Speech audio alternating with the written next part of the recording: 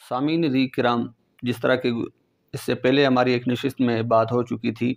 کہ دعا کی قبولیت کی علامات اور نشانیاں اور اس کی پہچان کیا ہے، کہ جب آپ دعا مانگتے ہیں تو آپ کو کیسے پتہ چلے کہ آپ کی دعا قبول ہوئی ہے یا رد ہوئی ہے۔ اس کے لیے ہماری ایک ویڈیو ہم نے اس سے پہلے شیئر کر لی ہے آپ کے ساتھ، آپ اس کو دیکھ کر یہ پہچان سکتے ہیں، یہ جان سکتے ہیں کہ جب آپ دعا مانگتے ہیں تو آپ کی دعا قبول ہوئی ہے یا رد ہوئی ہے، یہ آپ کو پتہ چل جائے گا۔ یہ ہماری اس ویڈیو میں آپ کو پتہ چلے گا۔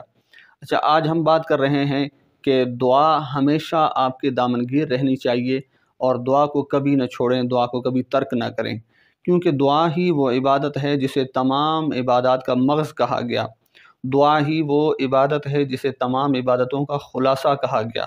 اور دعا ہی میں سمجھتا ہوں کہ وہ عبادت ہے کہ جس کے ذریعے سے بندہ اپنی مرادوں، اپنی تمناؤں، اپنی التجاؤں کو اللہ کی بارگاہ میں پہنچاتا ہے اور وہ پوری بھی ہوتی ہیں۔ جیسے کہ اللہ کے محبوب نبی مکرم نور مجسم شفیع معظم جناب احمد مجتبیٰ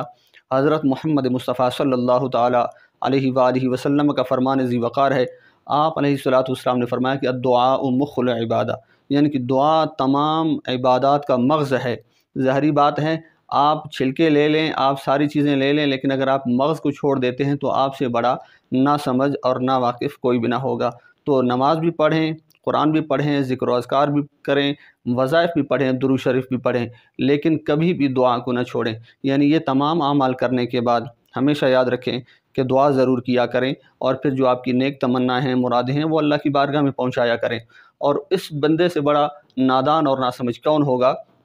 کہ جو سارا دن کام کرے، مزدوری کرے، اور پھر جب رات ہونے کو لگے، سورج ڈھلنے کو لگے، اور پھر وہ بنا اپنی اجرت اور معاوضہ لیے واپس گھر کو پلٹ جائے۔ تو اسی طرح اس بندے کی مثال ہے جو عبادات کرتا ہے، روزے بھی رکھتا ہے، نمازیں بھی پڑھتا ہے، قرآن بھی پڑھتا ہے، مگر